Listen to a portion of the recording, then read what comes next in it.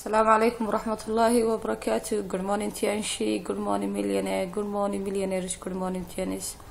And baan idin salaamaya inshallah waa sayna Maxamed Xandulle oo tababarihiina idin siin doona tababarkan caawa. tababarkan aan qaadanayna waxa loo yaqaan waa Tianis calcium ama productyada kamid ah shirkaddan soo saarto calcium sadarkisan waxa uu yahay halka sawirro badan baa ku yaala calcium ka shirkaddu ay soo saartaa waxay u qaybsamaan afartan nooc calcium 1 calcium 2 calcium 3 iyo calcium 4 dan waxaan eegi doonaa bal iyagoo isku duuban calcium bida faa'iidada ay jidhka u leedahay inshallah tababarkeena ku eegi doonaa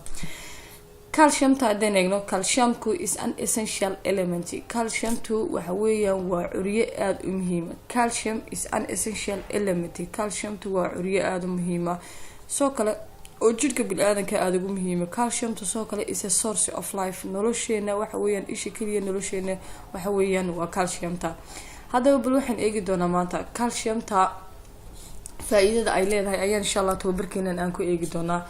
calcium faa'iidooyin badan bay jidhka u leedahay waayo calcium waxay ku jirtaa macdanaha ay jidhka u baahan yahay ay calcium ku jirtaa marka waxaan tababarkeena maanta ku eegi doonaa bal calcium ta symptoms of calcium deficiency calaamada lagu garto qofka horta calcium ka yartay qof hadaa doonaysid inaad ogaato calcium ka yartay maxaad ku ogaan kartaa ama sidaad adigu maanta isku ogaan kartaa inay bal calcium ka yartay iyo inaan ka yarin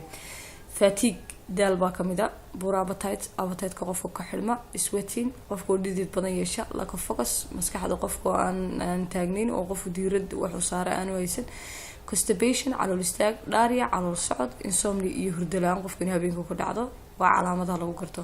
in children wax lagu gartaa restlessness ilmaha yar inuu nisan waayo habeenkii dhanooyo egasheebil legs lugihiisa si loogu talagalay aan ku dhalan iyo bone problems dhibaatooyin xagga lafo dhan kaga dhaca on yes dhalinyarta waxa ku dhaca weak result of physical exercise jimicsiga jirkiisa oo hoos u dhaca fatigue daal badan tooth problems dhibaatooyinka problem kaga dhaca ma ilkoosus ka galo daldalooshaman easily affected by cold hargabka oo qofka si degdeg ugu dhaca becoming allergic iyo qofka oo allergic badan yeesha on pregnancy woman hooyada uur kale waxaad ku garanaysaa calaamadaha inay ka hadlishaan ka yartahay joint pain lafa xanuun cramp xanuun badan oo jidhka ama jaja badan oo kaya iyo pregnancy blood pressure dhiikar ku dhaca hooyada uur kale ayaa lagu gartaa inay calcium ka yartay elderly dadka wax lagu gartaa back pain dhabar xanuun bending of the bone qofka lafta soo qalacsanta diabetes sonkor cardiac problem dhibaatooyinka wadnaha xanuunka cramp xanuun bone fracture lafa qofka dildilaaca iyo blood pressure dhiikar iyo appearance of stone qofka jirkiisa dhagaxa laga helo waad arkaysaa qofka markaani ka yarin calcium waa kan laftiisu waa straight rag iyo dumar baad arkaysaa laakiin qofka markay calcium ka yaraato waad arkaysaa laftiisu maxay sameynaysaa waa bending of the bone elderly waxay ku ganta dadkeena waa wada artay lafo dhan ayaa qalqalaa okay calcium taday faa'iidada jidhka u leedahay inagina highest element in human body uriyaha ugu sareeyay qofka jidhkiisa ku jira 1.5 kg waxa weeyaan waa calcium 99% of calcium is found in our bone and teeth. Ilkeen iyo lafeen ayaa laga helaa boqolkiiba 9 calciumka. 1% kala soo harina is found waxa laga helaa in our blood and soft tissue. Dhiigeen iyo nudaha yaryar jirkeena ayaa laga helaa. Our body keeps this balance. Hadaba jirkeenu sanbuu shaqeeyaa. We need 1% from our food. Maalin kasta cuntada aan cunayno haday calcium tibiga wada arkaysaa dadka say u yaratay xanuunada ku dhacay. waxay maalinta jirkeena u baahan yahay inuu helo 1% oo calcium inuu jirkeena hela ayaa loo baahan yahay aan cuntada ka helo calcium is found in the sperm cell calcium taadaba waxa laga helaa shahwada ragga ama biyaha ragga which gives the sperm cell taasoo siisa shahwada ragga power awood to break the female egg ay ku jabiyaan naalada ama ukunta dumarka ee doonaysa in la falgala ee ilmaha yar ku dhasho waxay xoojisaa marka sperm cellka hadaanu awood lahayn ma jabini waad maqashay dadka la oran hebel ma dhalaa ma heblaayo ma dhasho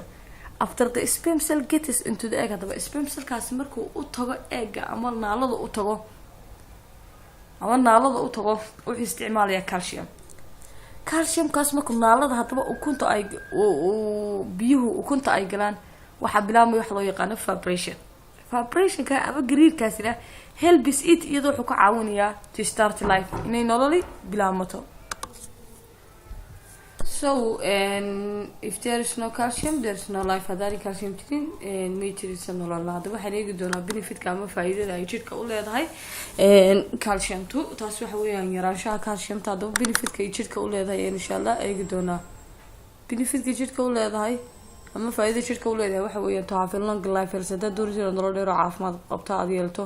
One of the key points is to do physical exercise. waxyaabaha ugu horeeya lagaaga baahan yahay waxa weeyaan jidhkeena inaan jimicsi sameyno aan supply jimicsigu wuxuu noqonayaa socod waad ka dhigi kartaa qofkii jimicsiga caadiga sameyn kara oo sameyn kara qofka aan waxba haleeleyna uu socod buu sameyn karaa and supply our body with required level of calcium. doorasho nolol dheer oo caafimaad qabta aad yeelatid waa inaad sameysaa exercise jidhkaaga xaddiga uu u baahan yahay calciumtana aad siisaa. wadnaha maxay tagtaa calcium to control the heart beat rhythm garaaca wadnaha ayay controlshaa. It strengthens cardiac muscle soo kale waxay xoojisaa muruqa wadnaha.